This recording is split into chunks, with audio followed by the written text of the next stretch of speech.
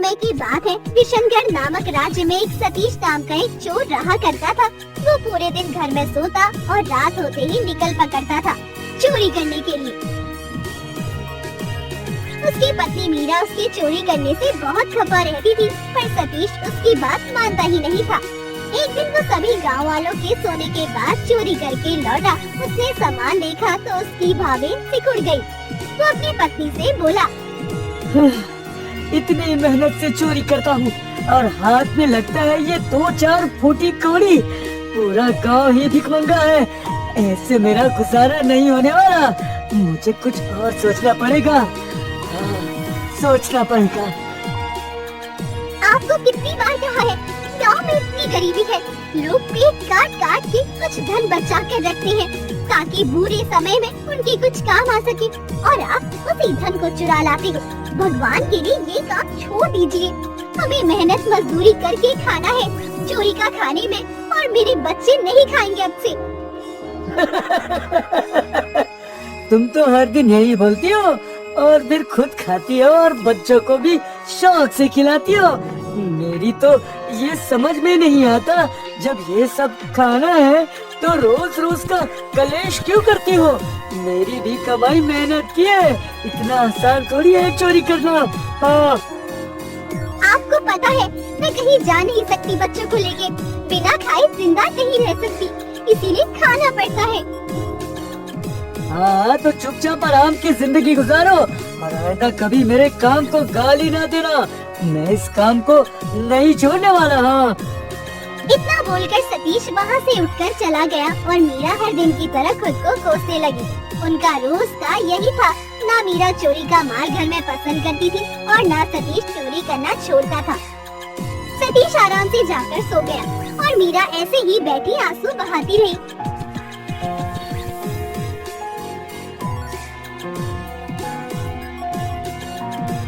अगले दिन सतीश गांव के पेड़ के नीचे बैठा था, तभी उसने देखा एक बुढ़िया पोटली में कुछ लेके जा रही है।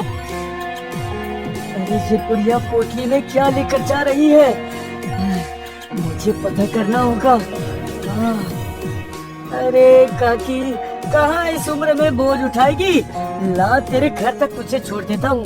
तेरा घर भी मेरे घर के पास ही है। अल्लाह मुझे दे। हाँ बेटा, इस उम्र में अब बोझ उठाया नहीं जाता। कल बेटी का विवाह है, बस उसी की तैयारी में लगे हैं।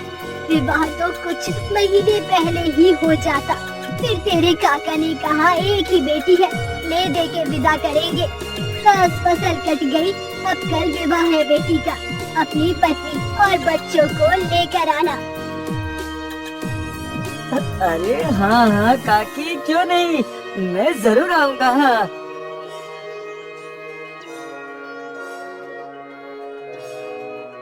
वो दोनों बात करते करते बुढ़िया के घर तक आ गए। सतीश ने कहा, काकी ये पोटली को कहाँ रखना है? यहाँ रख दे बेटा, कोने में, एक रात की ही बात है। सतीश वो पोटली वहाँ रखकर अपने घर चला जाता है। कल बुढ़िया की बेटी का विवाह है, जरूर कुछ कहने और धन बुढ़िया के घर में रखा होगा। आज रात बुढ़िया के घर में ही चोरी करूँगा।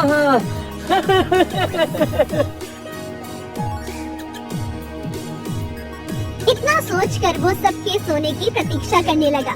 जैसे ही आधी रात हुई, सतीश उस बुढ़िया के घर की ओर चल दिया और जल्दी जल्दी सारा सामान समेट लिया और अपने घर की ओर चल दिया। घर आकर उसने देखा उसकी पत्नी सो रही है। सतीश ने उसको जगाया और बोला, अरे भाग्यवान, आज तक मैं तुमको कोई कहने नहीं दे पाया। आज तुम्हारे लिए कहने लाया हूँ, देखो तो जरा। कहाँ चोरी की आपने? अरे छोड़ो ये सब, बस देखो कितने सुंदर सुंदर गहने, देखो तो। मुझे कहनी नहीं चाहिए, अपने पास रखो अपनी मेहनत की चोरी की कमाई। मीरा उठकर दरवाजे पे बैठ गई।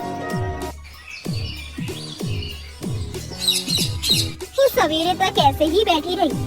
वो अभी अपनी किस्मत पे आंसू बहा ही रही थी, तभी बाहर से किसी के रोने की आवाज आई। हाय भगवान, मैं लुट गई, बर्बाद हो गई। आज ही मेरी पुत्री का विवाह है और कल रात को कोई चोर घर के अंदर घुस आया। मैंने पुत्री के विवाह के लिए जो धन और गहने बचा कर रखे थे सब ले गया। उसकी आवाज सुनकर मीरा भागते हुए आई। सतीश भी बाहर आया। अरे काकी, क्या बात कर रही है? गांव में चोर घुस आया है। तू आवाज लगा लेती तो हम लोग यही तो रहते हैं, जाने नहीं देते उस चोर को। हाँ, बता दे रे। बेटा, मुझे पता ही नहीं लगा चोरी कब हुई। सतीश बुढ़िया के साथ खड़ा होकर चोर की काफी देर तक गाली देता रहा और मीरा उसको घूरती रही। कुछ दिन ऐसे ही निकल गई। सतीश ने वो सारा धन और गहने भी बेच दिए। कुछ ही दिन में वो सब भी खत्म हो गया। एक दिन वो सोचने लगा, मुझे ऐसे ही किसी बड़े खजाने की तलाश है जो सालों साल चले। बुढ़िया के घर से चोरी करने के बाद बड़े सुकून के दिन गुजरे हैं, पर अब फिर से वही सब दिन आ गए हैं, फूटे टूटे। मुझे कुछ और सोचना होगा। हाँ। होते ही वो चोरी करने नहीं गया, जंगल की ओर चल दिया। वहाँ एक पेड़ के नीचे एक आदमी बैठा हुआ था। सतीश को देखते ही वो बोला, अरे कब से मैं यहाँ तेरी प्रतीक्षा कर रहा हूँ। दिन में तूने बोला था मिलने के लिए। सब ठीक तो है ना भाई? अपने धंधे का बस ऐसा ही है। कहीं तुमको चोरी करते हुए किसी ने देख तो नहीं लिया है? अरे ऐसा नहीं है मोहन, मैं ये सोच रहा था, हम दोनों रात दिन मेहनत करते हैं और हाथ क्या लगता है, थोड़ा बहुत धन हम जान पे खेल कर चोरी करते हैं, इसलिए इन गरीबों में गुजारा क्यों करें? हाँ? अरे तू कहना क्या चाहता है भाई? साफ साफ बोल। अरे मैं ये चाहता हूँ हम छोटी मोटी चोरी छोड़ के कहीं बड़ी जगह पर हाथ मारे। हमें महल में चोरी करनी चाहिए, उससे हम एक ही बार में माला माल हो जाएंगे। हाँ, नहीं तो ना ना ना, ये तो सोचना भी मत। गांव में चोरी करना फिर भी आसान है, कोई पहरेदार नहीं होता। पकड़े भी जाए तो भागने का रास्ता भी है। यदि महल में पकड़े गए तो राजा पूरी जिंदगी के लिए कारावास में डाल देंगे। हाँ। अरे इतने दिनों से चोरी कर रहे हैं, कभी पकड़े गए क्या? नहीं ना, मैं तुमसे कह रहा हूँ, हमें चोरी करते हुए बहुत समय हो गया, हम नहीं पकड़े जाएंगे। मेरी बात मान, एक बार चोरी करेंगे और पीढ़ी की पीढ़ी बैठ के खाएगी। हाँ, नहीं तो हाँ। मोहन तैयार तो नहीं था, पर सतीश की जिद ने उसको मना ही लिया। वो महल में चोरी की योजना बनाने लगे। अच्छा ठीक है, कल रात को महल में चोरी करेंगे। अब घर चलते हैं, सुबह होने वाली है। हाँ हाँ ठीक है भाई, अभी घर चलते हैं। वो घर की ओर जा ही रहे थे, तभी उनको घोड़े के चलने की आवाज आती है। सतीश, देखा तूने? इतनी रात को घने जंगल की ओर कोई घोड़े पर जा रहा है। कौन हो सकता है? पूरा गांव चैन की नींद सो रहा है। ये कौन है जो इतनी रात को हमारी तरफ बेचैन होकर जंगल की ओर बढ़ रहा है? चलो देखते हैं। तू ठीक कह रहा है भाई, चल चल चलकर देखते हैं। हाँ। मोहन और सतीश दोनों उस आदमी के पीछे चल देते हैं जो घोड़े पे बैठा हुआ था। अरे मोहन, ये तो महल का मंत्री है, ये इतनी रात को यहाँ पर क्या कर रहा है? हाँ? अरे पता नहीं भाई, यदि ये मंत्री यहाँ है इस समय तो कोई ना कोई घर पर जरूर है। हमें इसके पीछे पीछे चलकर देखना चाहिए। हाँ। दोनों उसके पीछे पीछे चलने लगे। मंत्री ने आसमान की ओर देखा। सुबह होने में कुछ ही समय बाकी था। मंत्री ने एक मंत्र पढ़ा। नमस्ते से नमस्ते से नमस्ते से नमो नमः नमो नमः। उसके मंत्र पढ़ते ही वहाँ एक तोता आया और देखते ही देखते वो तोता एक सुंदर सी छड़ी में बदल गया। ये देखकर मोहन और सतीश बहुत हैरान हुए। अरे ये तोता छड़ी में कैसे बदल गया?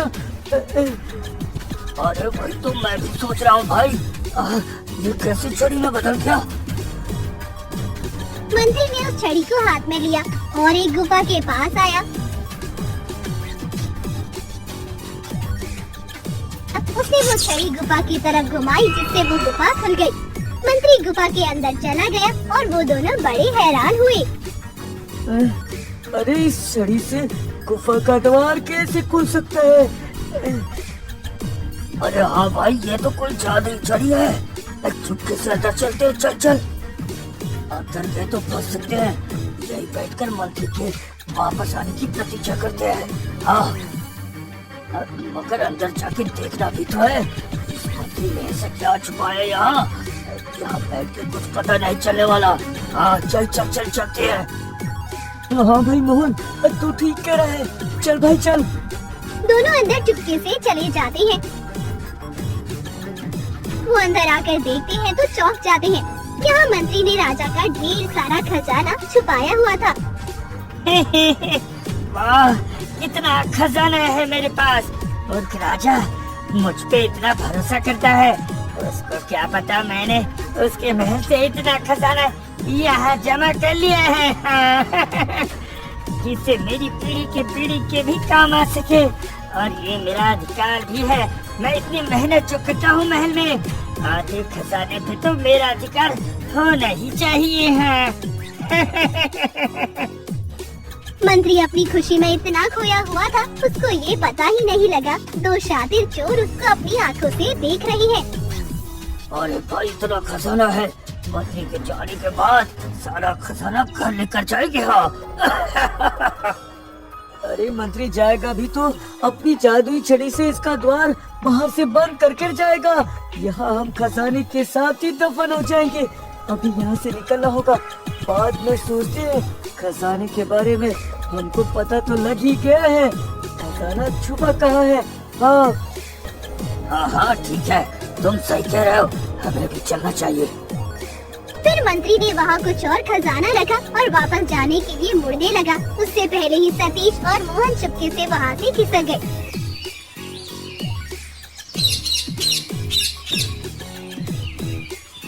अगले दिन मोहन और सतीश करीब किसान बनकर महल गए। सैनिक महल के द्वार पे खड़े थे। हमें मंत्री जी से मिलना है। हाँ। अरे मंत्री जी तो महाराज के साथ राज्य की भलाई के लिए जरूरी बात कर रहे हैं, आप उनसे नहीं मिल सकते अभी। चलो जाओ। अरे हमें उनसे बस कुछ ही देर का काम है और बहुत मुसीबत में है। गांव में मुसीबतों के पहाड़ टूट रहे हैं। ये क्या करे कैसे करे कुछ समझ नहीं आ रहा। इसका हल मंत्री जी ही निकाल सकते हैं। हाँ, एक बार मंत्री जी से मिलवा दीजिए, आपकी बहुत कृपा होगी। हाँ। सैनिक ने देखा वो दोनों बहुत परेशान लग रहे थे।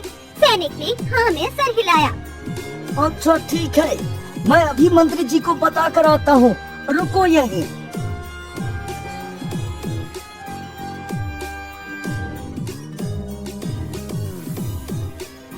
थोड़ी देर में वो सैनिक वापस आया। अच्छा, मंत्री जी तुमसे मिलने के लिए तैयार हैं, तुम अंदर जा सकती हो। हाँ। वो दोनों अंदर चले गए।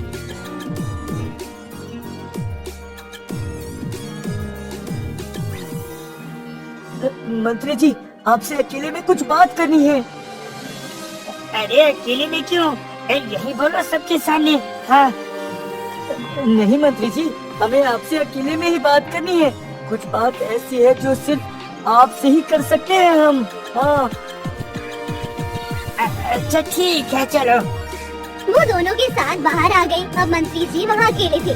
जब सतीश ने मंत्री से अकेले में बात करने की बात रखी तो महारानी का माथा ठनका। वो चुपके से उठकर उनके पीछे पीछे चल दी और कुछ दूरी पे छुपकर उनकी बातें सुनने लगी।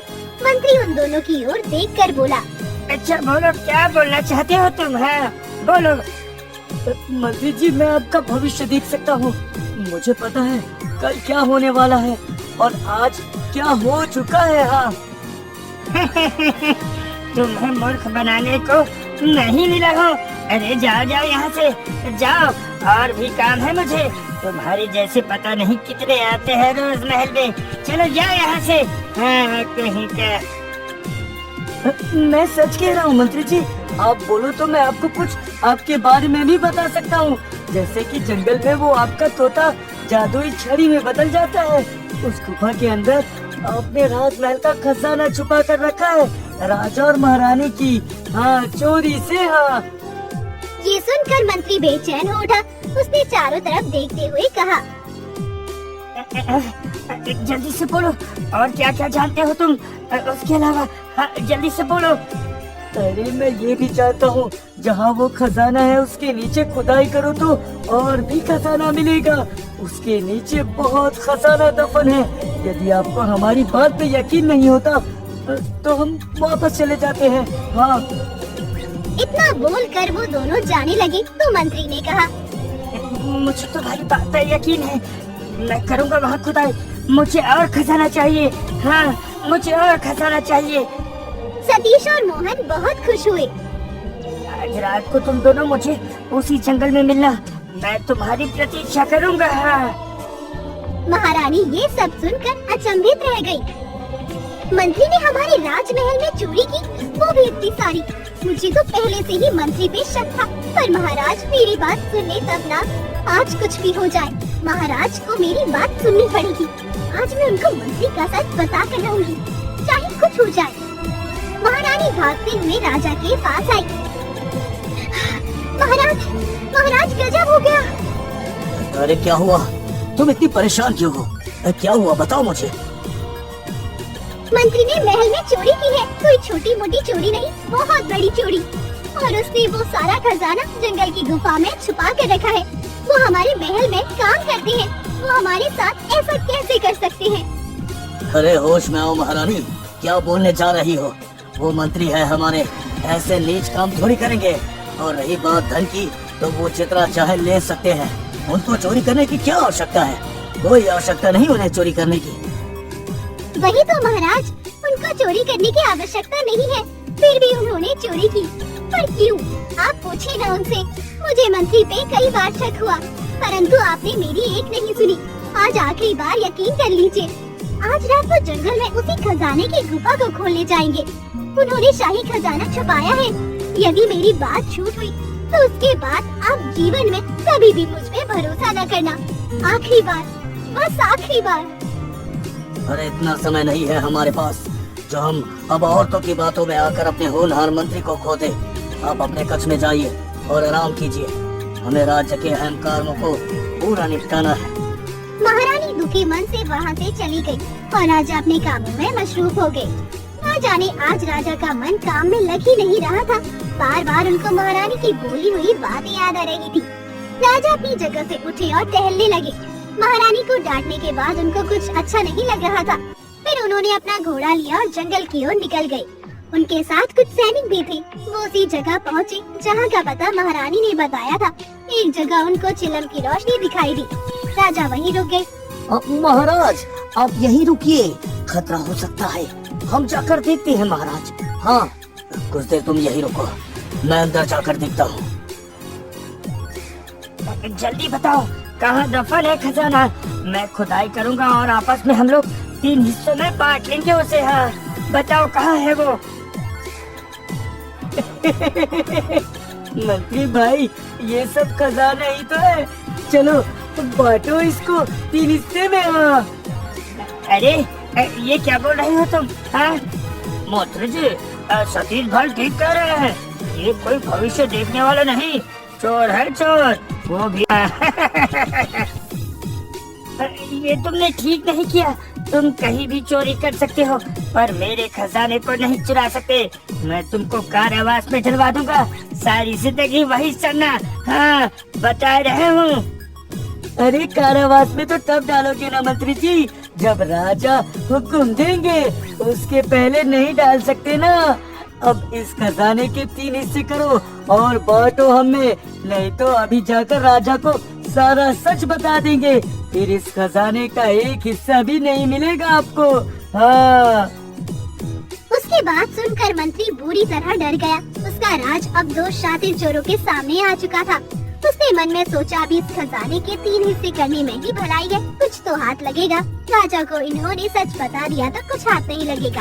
और कारावास अलग से मंत्री ने जल्दी से कहा, अरे नहीं नहीं, ऐसा नहीं करना। मैं इस खजाने के 3 हिस्से करने के लिए तैयार हूँ। हाँ ऐसा बिल्कुल मत कहना। सतीश और मोहन बहुत खुश हो गए। अभी वो तीनों कुछ बोल पाते तभी उनको राजा की आवाज सुनाई दी। मंत्री, मुझे तुम पे कितना भरोसा था, तुम्हें मेरे भरोसे को तोड़ना नहीं चाहिए था। हाँ। तीनों ने सामने देखा जहाँ राजा खड़े हुए थे। उनका चेहरा मुरझाया हुआ था। सतीश और मोहन ने एक दूसरे को देखा और इशारा किया। राजा ने उन दोनों की ओर देखा तक नहीं और मंत्री की तरफ बढ़े। उनको देखकर लग रहा था जैसे किसी ने उनकी आंखों से पट्टी हटा दी हो और वो ये सब सह नहीं पाए हो। मोहन और सतीश मौका देखकर वहाँ से खिसक लिए। मंत्री, मैं तुम पे कितना भरोसा करता था, तुमने मेरे साथ ऐसा क्यों किया? महारानी मुझे बार बार बोलती रही, परंतु मैंने उसकी एक न सुनी। मैं आपके लिए अपनी महारानी से लड़ता रहा, सलील करता रहा उनको, और फिर भी आपने मेरी ही पीठ पर वार कर दिया। हाँ। मंत्री जी जो न जाने कब से चुप था, अचानक हंसने लगा। महाराज, आपको एक आँख खुली रखनी चाहिए थी ना। किसने कहा था अंधे होके विश्वास करने को? अब सच सामने आ ही गया तो मुझे मजबूरन आपको मानना होगा। अफसोस होगा, परंतु मैं मजबूर हूँ। अपना सच सामने आने के बाद आपको मानना ही पड़ेगा। वो क्या है ना, मैं कारावास में नहीं जा सकता। इतना बोलकर मंत्री ने एक झटके से राजा के ऊपर तलवार से वार करना चाहा। उससे पहले ही राजा के सैनिकों ने मंत्री को पकड़ लिया। बहुत डर था ना तुम्हें कारावास में जाने का, अब बाकी की जिंदगी वहीं गुजारना। हाँ। सैनिक राजा के साथ मंत्री को लेके महल आए और मंत्री को कारावास में डाल दिया। महारानी ये सब देखकर, महारानी, हम शर्मिंदा हैं। हमने आपकी बात को समझने में बहुत समय लगा दिया। हम शर्मिंदा हैं महारानी। हर चीज का एक समय होता है महाराज, आप ऐसे दुखी ना हो। मुझे खुशी है आपने उस मंत्री को आखिर पकड़ ही लिया। अब हमारा राज्य सुरक्षित है। राजा और रानी खुशी खुशी अपनी जिंदगी बिताने लगे और मंत्री को भी उसके किए की सजा मिल गई। मंत्री की सजा देख के अब सतीश ने भी चोरी करना छोड़ दिया। वो भी राजा से बाल बाल बचा था। ये डर उसके दिल में बैठ गया। अब वो और उसकी पत्नी मीरा मेहनत से काम करते और खाते थे। महल से ही नहीं, गाँव में से भी चोरी करनी